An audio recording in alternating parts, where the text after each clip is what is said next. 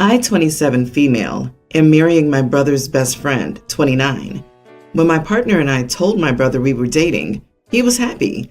He was happy that his best friend and his favorite sibling were together. But when we told him we got engaged, things changed.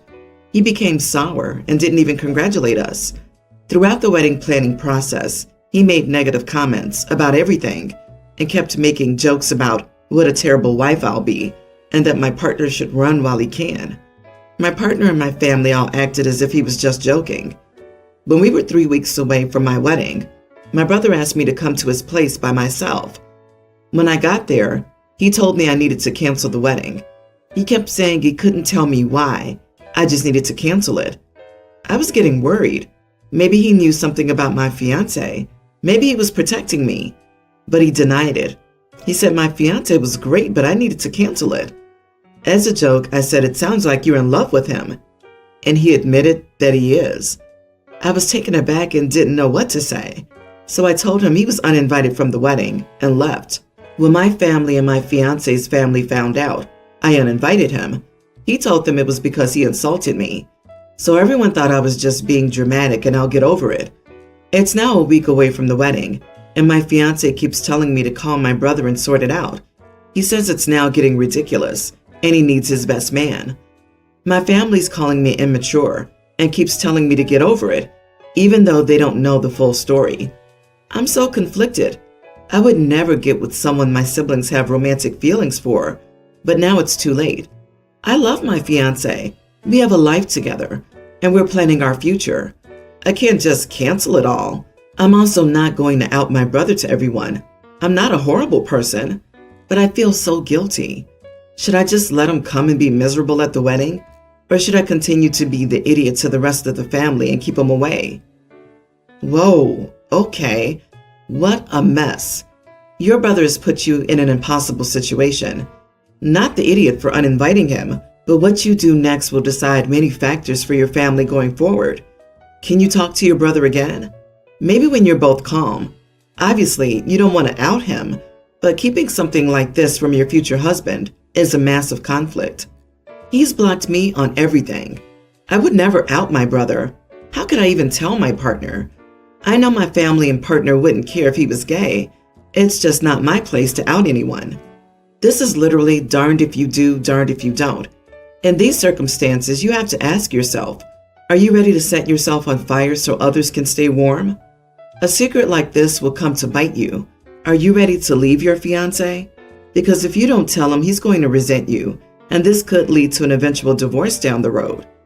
Yeah, it's not your right to out your brother, like it's not his right to put you in this situation. Think about it, girl. Either choice is crap, but only one lets you be happy. You don't need to tell everyone, but you need to tell your fiancé. I understand not inviting the brother if he can't be trusted to behave, especially if alcohol is involved.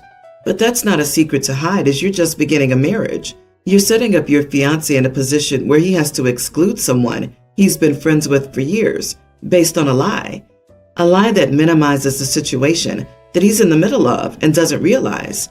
However, you're not telling your fiancé because you're worried he feels the same way your brother does. You are the idiot. Both of your choices are dumb. Why? Because you're willing to throw a wrench into your upcoming marriage by hiding this crucial detail from your partner. To not tell him is lying. He needs to know ASAP before his questions fester and should decide on his own what to do moving forward about your brother. Clearly, they need to talk without you, but just pretending nothing happened will backfire on you. I, female 29, have a niece, young child, who's biracial. Her dad, my brother, is white, and her mom is black. Her mom passed away when she was less than a year old, so it's just my brother watching and raising her. I have a daughter, a kindergartner, and my niece and she are best friends. The girls have wanted to do a spa day, so we did an at-home one last night. Well, everything was going great. My daughter and I both had our hair in high ponytails. My niece wanted her hair like ours too. My niece has curly hair. They're more loose curls, but it's still curly. My brother always said not to touch my niece's hair. I thought he was just being dramatic. Well, I started brushing it to put it up, and it got poofy fast. I didn't know what to do, so I just left it. Well, when my brother came to pick her up, He saw her hair and asked what happened. I explained how niece wanted a high ponytail like us, and I tried to put it up, but that happened. My brother was visibly upset. He said, "That's why I didn't want you to ever do anything with her hair. You don't realize how hard it is to take care of curly hair." I thought he was just being overdramatic and told him he needed to chill out and it'll be okay. He called me an idiot for not listening to him when he told me not to do something and acting like it wasn't a big deal. So, am I the idiot? You are the idiot. White people don't know non-white hair. You were told not to touch your hair. It doesn't matter if you think someone's being dramatic. If someone tells you not to do something with their kid, you're automatically the idiot if you do it. That's simple. This has nothing to do with white people don't know white hair and everything to do with the fact that OP deliberately ignored the precise instructions of a parent with regard to their child. OP was repeatedly told not to touch her niece's hair. She blatantly disregarded this because she decided she knew better than the child's own father. The color of one's skin has zero bearing on curly hair. Lots of white people have very curly hair that must be treated in a specific and appropriate manner, including never brushing it. He's not overreacting. They probably have an entire routine that they have to follow for her hair to be acceptable. You wouldn't have been the idiot if you had taken the steps to remedy what you did and learn about her hair type and texture. But instead, you left it the way you did it and shrugged and went, "OMG, you're so dramatic." Eye roll. For your niece's sake, please educate yourself. I'm fostering an older miniature horse from a local rescue. Not only is she not rideable because of her size, but she also has cancer. Honestly, I'm not sure how much longer she has, and my place is more of a hospice. She's also lost weight because of it, so now she's getting pampered while she lives out her life. She wants peppermints and apples after her meals. She can't have a few bites. Occasionally, I have neighbors with kids who come to say hi to the horses. Usually not a problem, since they typically keep an eye on the kids and I know them. They just can't go into the pastures. A few weeks ago, we had a new family with young kids move in. I believe they're tweens, but I'm unsure of the exact age. They came over and said hi, and they asked if they could also say hi to the horses. So I said yes, and explained that it has to be over the fence. Kids need to be supervised at all times, and they can't ride. They were respectful of this for a while, or so I thought.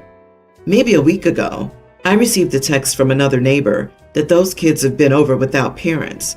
I have cameras around the property but seldom check them, but sure enough, they were seen messing with the horses and trying to ride, especially the sick mare I mentioned earlier. I went to their house and told them the kids were banned from the property unless they were supervised, and I was also there. Then I explained that one of them was sick. The next day, the kids, only the kids, no parents, rang the bell and asked if they could ride the horses. I said no and sent the kids back. I texted the parents. "We discussed this yesterday. You need to watch your kids." I specifically explained no riding horses either. If this keeps happening, I'll get law enforcement involved. I haven't seen the kids for a few days, so I thought I got my point across. I was grocery shopping and I got an alert on my phone from my cameras. I changed the settings to be on the safe side after sending the text to the new neighbors. It was the kids again, and they were messing with the sick mare and trying to ride. She doesn't look as intimidating because of her size. I called the cops and told them someone's trespassing on my property. I arrived as soon as possible, and an officer and the parents were already there. I explained to the officer that the neighbors were told of the rules and showed him the text and the security footage. The parents' faces were turning redder by the second, and they tried to claim that I was lying. Since I had the footage, the officers issued a warning to the parents and told them if it happens again, I could press trespassing charges. The kids were crying and their dad started throwing his own tantrums, saying it wasn't fair, and the kids had every right to ride. I looked him in the eye and deadpan said, "Oh, okay. Does that mean I can force your elderly dad to give me a piggyback ride when he's bedridden with cancer?" The officer was trying so hard not to laugh as he told the family that they needed to get off the property. Not the idiot. The right to ride? Has anybody explained that a horse is a private property? You are definitely going to need to press charges if it happens again. I feel like when it happens again is very soon. Entitlement like that almost guarantees it. They have a right to ride. They trespass on your land and touch a sick animal that's big enough to kick them across the fence, and they think they have the right to ride? What entitled jerks? No doubt if she kicks one of those kids, the idiot parents would be awfully quick to sue. How many warnings do people need? The father may throw a temper tantrum all he likes, but that doesn't change the fact that it's your property, so your rules. In my opinion, perfectly normal rules. It's not just private property. It's a living, breathing animal with feelings, emotional and physical. I also work with horses, and the entitlement people have over these animals is still astounding. Those people don't care about the animal in front of them. They only care about their own amusement. Those kids and parents need to learn boundaries and respect for animals. I'm male, have a house with a pool that I rent on weekends and throw parties. The kitchen and swimming pool are on the outside. Friday, I went to the market to buy drinks, meats, and various things, because Sunday there would be a party in this house, so the fridge had a lot of things. On Saturday, my brother called me, asking if I had rented the house this Saturday for someone, and when I said no, he informed me that he had passed by and heard very loud music in it, in addition to several voices. I asked him to meet me there, and I went with my husband. About 20 people were enjoying the pool, drinking, and having a barbecue with my stuff. Apparently, they used a ladder to jump over the wall. The wall had a broken fence that would be replaced tomorrow. It's the only wall that faces the street. When they saw us, they started to get even more desperate that my brother had the ladder. They tried to escape, but we kind of protected the wall. The police had already been called, so we didn't want anyone to escape. Nothing happened to anyone, to make it clear. They just tried to get past us to go to the lowest wall, but couldn't. The police arrived. There were 7 children, 12 adolescents, and 1 adult, 39-year-old. Those responsible for the kids were called, and this caused a mess because they started to accuse us of entertaining kids in my house. The police gave me the freedom to press charges or not, but I said I just wanted the value of the items consumed, pay for a cleaner, and clean the pool. Yes, it would cost quite a bit because the outside area was a mess and almost everything was used in the fridge. The adults began to say that just scolding from the police would be enough and that I know how stupid young people can be and begged me not to charge that amount, as most of them are extremely poor. I stood by my decision, saying that they would have until Monday to pay me for my damage. Otherwise, I would press charges against everyone. Yes, I heard a lot of curses, but today I received the full amount. My husband said that I was very harsh because I paid out of my pocket anyway, and that for us, there would be no difference in that money. But for extremely low-income families, yes. I really don't think it's fair to have this expense, despite being able to pay without difficulty. Of course, young people are stupid, but still they broke into my house, used everything in it, and left a mess. Am I the idiot? Not the idiot. They broke in, ate your food, and made a mess of the place. Plus, if anything happened to a kid there, i.e. break an arm or drown, you'd be held responsible, which isn't fair. Those parents are lucky you didn't press charges and just demanded reimbursement. Having grown up extremely poor and having an out-of-control sister who used to get in trouble all the time, this really triggers me. Some of those kids will go to bed hungry until their parents' next paycheck. I would have forced the 39-year-old to foot the entire bill if this had been me. Out of everyone there, he should have known better. Also, since you've already been reimbursed, I get the feeling the parents are good people, doing their best. My take, charge only the adult present and let the kids off with just the fear of law enforcement, which probably scared them silly, and discipline of their parents. They straight up broke in and used the house like it was theirs. Who does that? I grew up poor too, but I knew not to break into other people's homes, eat their food, and trash their pool. How the people involved ended up pulling the money together is their business. Pressing charges would have had a much worse impact on those kids and their families. However, actions have consequences, and OP was extremely charitable. My wife, Tiffany, is pregnant with our 3rd child, 6 months. Our other children are kindergartners, male and female. Tiffany and my mother have had a complicated relationship for reasons in the past because of both of them. My mother lives 5 hours away. I have a disease, and because of it, I have severe migraine attacks that I've already stopped at the hospital, etc. I had one of them 2 weeks ago, and I was in the hospital for 3 days. And when I got home, I was in bed in so much pain that I couldn't do anything. Despite Tiffany's resistance, she agreed to my mother's help, as she was overwhelmed with pregnancy, our dog, and the twins. The next 2 weeks were a nightmare, and I don't know how a war didn't happen, but yes, my mother helped a lot, but the two of them didn't get along at all. However, I got much better at the end of the second week, and I suggested that my mother could go back to her house if she wanted. She replied that she'd like to spend more time with us to help these last few days. She would stay 4 more. In the bedroom, Tiffany freaked out, saying she couldn't take it at all. I thought of something. I suggested it, and I could ask her to leave, but my mom would complain. Or I could give Tiffany a few days off, leaving her at the hotel with no responsibilities those 4 days, and my mom would complain anyway. So my mother complains, but Tiffany would be relaxing in the hotel. She started to complain that it was unfair for her to have to do this, but when she realized it was 4 days of all-inclusive and there were no responsibilities, she accepted. So she went to the hotel on Sunday, and she's there now. When my mom found out that Tiffany had gone to the hotel, she asked why, and I said I wanted to give her a break and that it was tense these 2 weeks. My mother freaked out, saying it was extremely rude for a person to go to the hotel right when she said she would stay more days, and that she had also helped, and I didn't even want to give her anything. I even offered to give her a spa weekend in the future, but it's still frothing to this day that I'm endorsing this kind of behavior from my wife, and how disappointed she is that we did it. Am I the idiot? You are the idiot. You knew that your mother and wife didn't get along and decided to kick your wife out of her house to accommodate your mother, who you asked to stay without consulting your wife. If you can afford to send your wife to a hotel for 4 days, then you could have afforded to hire a housekeeper and not put your wife through torture with your mother. Tell your mom to leave. She's an idiot, and hire someone that'll actually help your wife and not harass her as your mom does. He didn't kick her out. If my husband offered that when my mother-in-law stayed with us, a few days of relaxation, no stress, and no responsibility, sign me up. And she's pregnant. She could use it. I personally think it was a great idea on his side. I applaud him for finding a way to do something nice for his wife while allowing his mom to stay longer.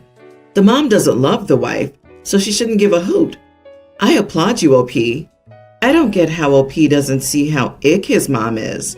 Mom offered to help and is offended that OP's wife gets a gift of rest because she helped too.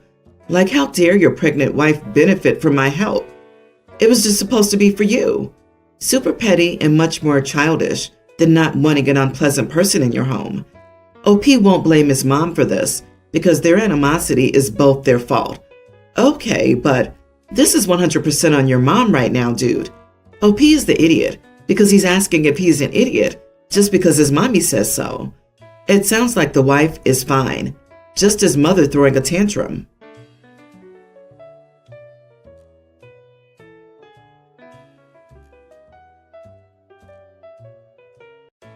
When I was 10, I learned my dad had cheated on my late mom with his current wife, and that my half-sister was the product of the affair and was born before my parents' divorce was finalized. I was too young to realize when it was all going on. After learning this, I had a hard time being around my dad. I remembered my mom being sad, and it made sense why. I also learned that he had told my mom in a really cruel way. How I found out is I eavesdropped on a fight between my dad and uncle and aunt, my mom's siblings, and I heard it all, including how much my dad hated how boring my mom was. As a result, I remained distant from him, his wife, and my half-siblings ever since. I have 2 more half-sisters and a half-brother. My mom's grandma started a cookbook before she had kids. My grandma inherited it from her when grandma started having kids, and then my mom got it before she had me. My mom gave it to me when she was sick. I was 7 at the time and died a couple of years after. She told me to be careful with it and that it was special to our family. My dad decided to tell the oldest of my half-siblings about the cookbook. He mentioned how much I valued it and all kinds of stuff. She wanted to share it with me, to cook from it, and to get to write in it like I will someday. She pestered me about it, and every time I told her no. Then her parents would tell her more about it. In the end, she was upset and sobbing over being told no. I had told her it was something special for my mom's side, and I wanted to keep it private until I had children. That wasn't good enough, because she insisted we're family and she's my sister. My dad and his wife are angry with me. My dad's parents also told me I should have shared it with her and that I was being cruel to her, when my mom wasn't even alive to care if the child born from the affair gets part of the book or not. But she could be closer to me because I share it with her. I don't really care about my dad or his wife's opinion. I have no respect for them. They're pieces of crap in my eyes. But my grandparents and I always got along okay enough. Am I the idiot? Not the idiot, but your entire family is. Your mom died when you were very young, and then add all this ridiculous affair awfulness to it. Traumatic, and I'm so sorry. You seem very well adjusted for someone who has suffered so much. You are 100% entitled to honor your mother's memory however you see fit. If that means sharing the book, cool. If it means not sharing the book, that's cool too. Do what you want. The fact your family can't allow you to honor your mother how you see fit is absolutely disgusting. I'm so sorry, OP. Exactly. It's fine to have something just for you. Your sister didn't even know your mom, and it was a special gift to you. However, I don't think I'd be willing to share it either, especially under these pressurized circumstances. Can I recommend you get a bank box to store it in for safety and take photos of all the pages? Yep, if you're able, get a bank security box and put it there. I had a similar issue with the cousin who demanded I give her every cookbook, every index card, and clipping of my grandmother's vast collection. I said no. I went on deployment and came home to an empty pantry. I was told I didn't need them overseas. Never saw them again. Thankfully, my dad had scanned them and put them all on a hard drive years before this, but it isn't the same. Joke's on her, though. The one cookie icing recipe she wanted to find, she couldn't. Grandma never wrote it down, and I was the only one she made it with.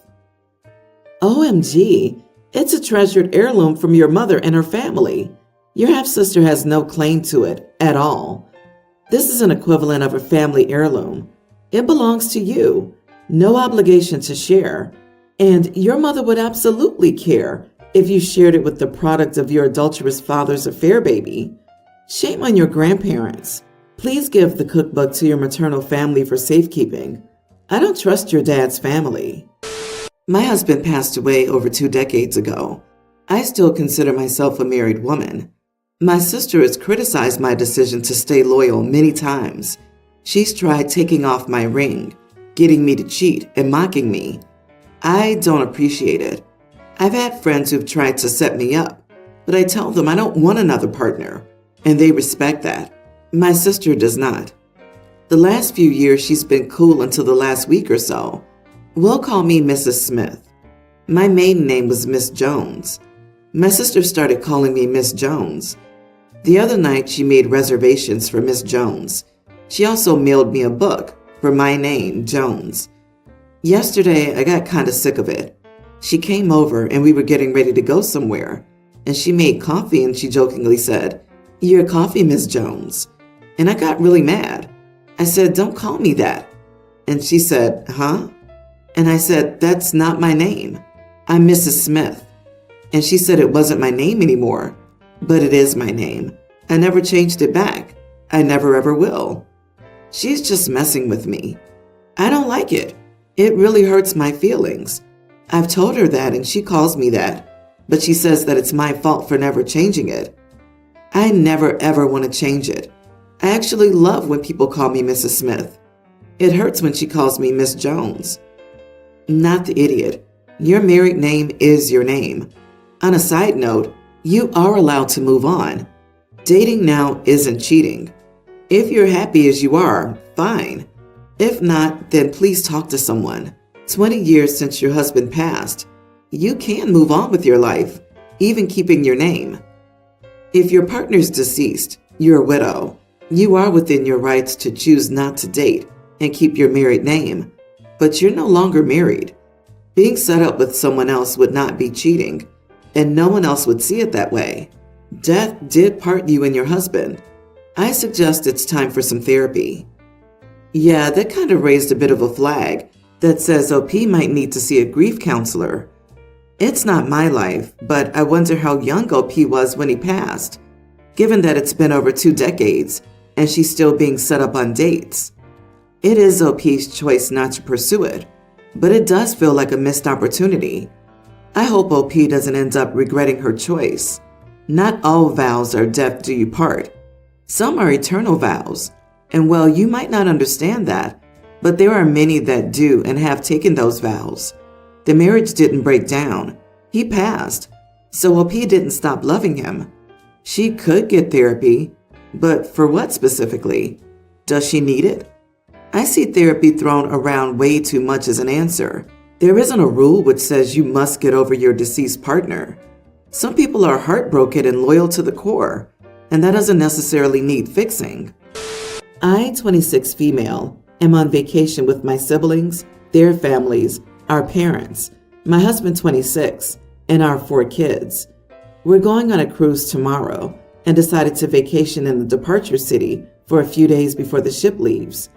Yesterday we went to an amusement park, and things went fine until lunch. My sister Laura, 33, has 7 kids with her husband, 33. Her oldest son, Jude, is openly gay. He is very feminine and stereotypically gay. We don't have an issue with that. However, Jude tends to use his orientation to excuse bad behavior, most notably his pretty blatant misogyny. Most of Jude's friends are girls, and I've overheard him and his friends shame girls in his grade before. My sister's young teen, Heston, has complete opposite interest.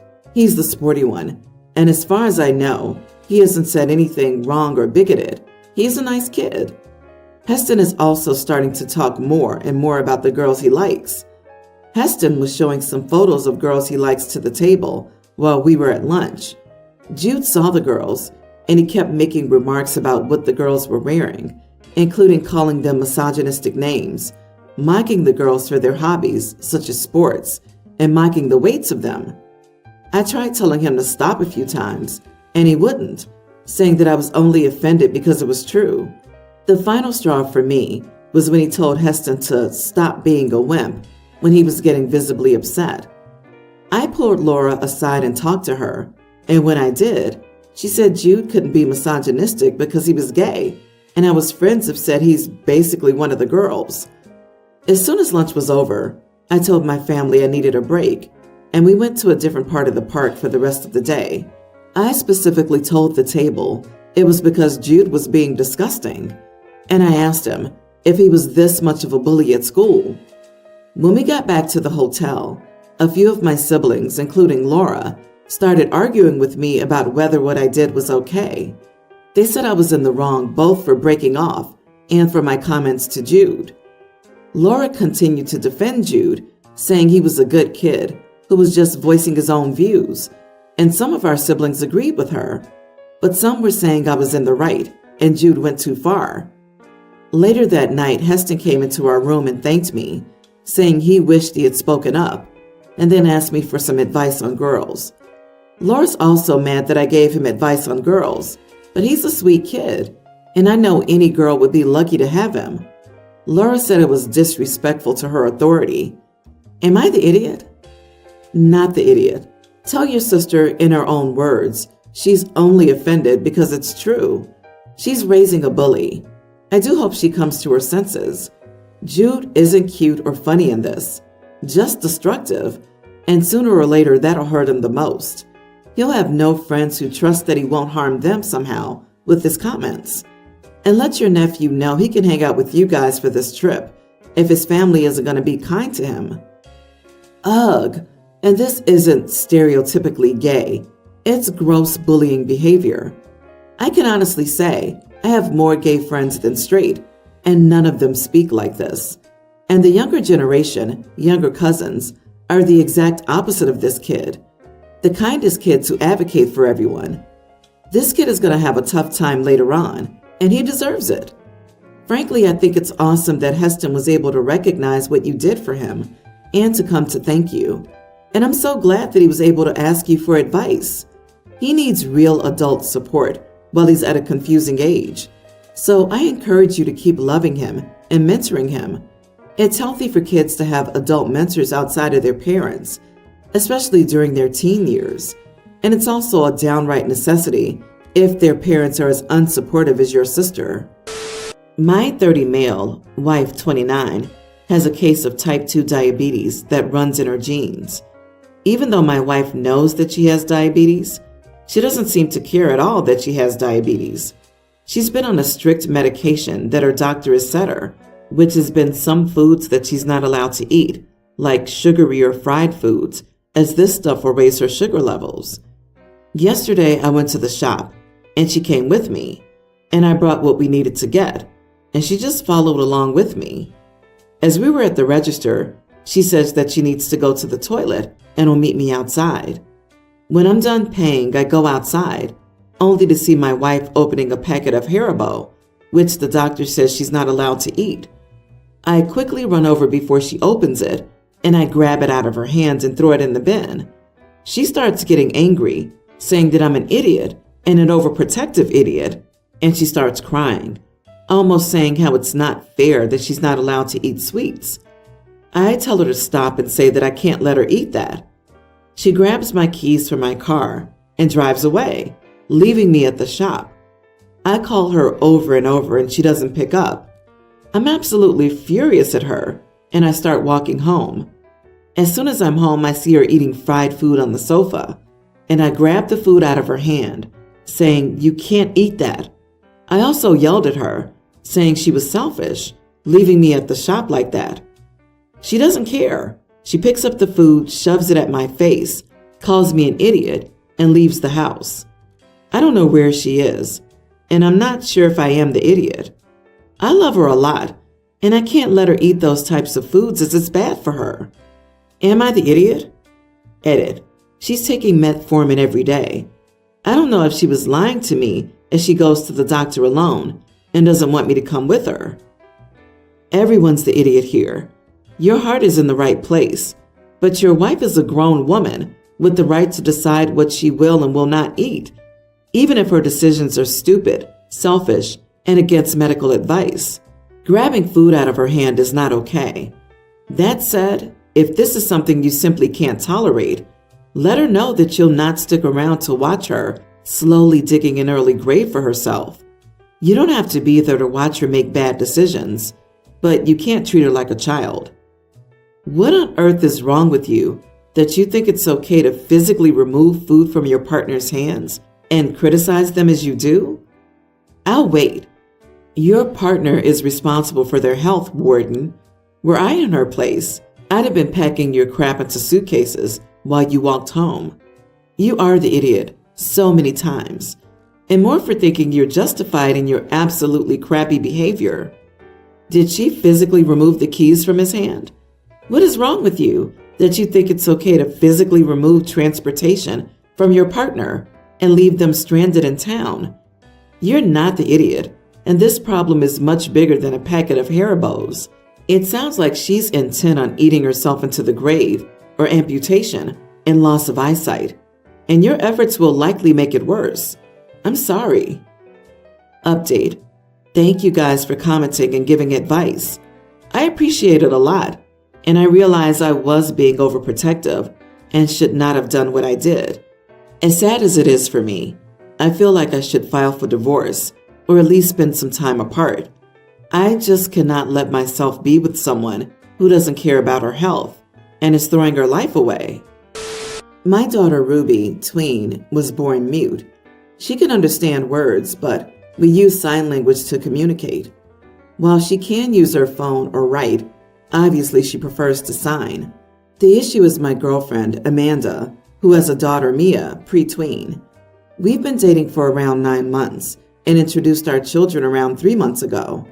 They don't know sign language, so communication with Ruby was awkward at first. She hates having to write or use her phone at home. So I taught Amanda some basic signs beforehand, and I've continued teaching her and Mia more this time. Mia's getting better. But Amanda has apparently decided it's too hard and refuses to learn anymore. She says that it's unnecessary since Ruby can understand her and communicate in other ways. While Ruby's usually willing to do that for them, she doesn't enjoy it and finds it frustrating. I told Amanda she was being selfish and lazy, that it's unfair to put only some of the effort into Ruby. It's one thing if she doesn't get it after years, but it's only been a few months. It's just ridiculous. We got into a fight over it, and she basically called me an idiot and said it's not her fault she struggles with it. But that doesn't mean just giving up. If she wants to be in our lives, it's the bare minimum effort to put in. I think she's just being selfish, while she thinks I'm an idiot and unfair. I vented to my brother, and he agreed with Amanda. I can't force her to learn, and not everyone is good with language, and that Ruby doesn't need it, and I'm coddling her. I'm honestly still angry, but I do love Amanda. She's normally thoughtful and kind, and it's possible it's just me being overprotective of Ruby. I think it's a reasonable expectation, but I am starting to doubt myself. Not the idiot, but do you see a future with a woman who, point blank, refuses to speak to your daughter?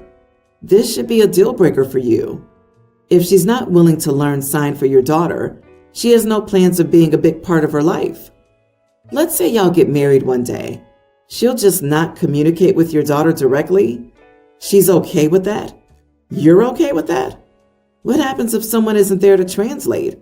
What happens if there's an emergency and it's just her and your daughter there, and your daughter's trying to explain her feelings through sign before passing out? Your daughter deserves better, and you really need to consider how this impacts her. Yeah, your girlfriend is lazy and selfish, but more importantly, your daughter deserves more than that. She deserves someone that's going to put in the effort to love her enough to learn sign. Be wary if she's already this resentful of your daughter. Your brother's an idiot too. I disagree.